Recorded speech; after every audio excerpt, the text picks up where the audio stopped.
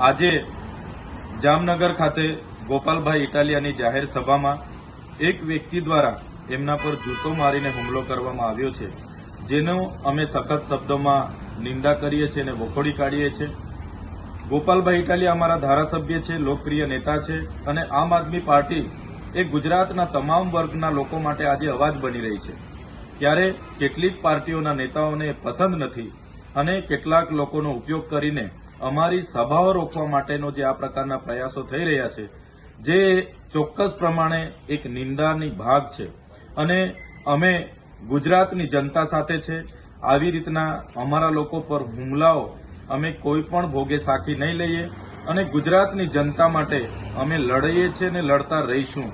અમને ભલે ને જેલોમાં નાખવામાં આવે છે, અમારા પર ખોટા કેસો કરવામાં આવે છે અને અમારી સભાઓમાં આ પ્રકારના નશો કરાવીને લોકોને મોકલીને જૂતાઓ પણ મારવામાં આવે છે, છતાં અમે ગુજરાતની જનતાના પ્રશ્નો ઉઠાવતા રહીશું, જનતાને ન્યાય અપાવતા રહીશું અને આવા પ્રકારની ઘટનાઓથી અમારું મનોબળ ક્યાંય વ્યથિત થવાનું નથી। એનાથી પણ વધારે તાકાતથી આવનારા દિવસોમાં આમ આદમી પાર્ટી પૂરા ગુજરાતમાં આગળ વધશે।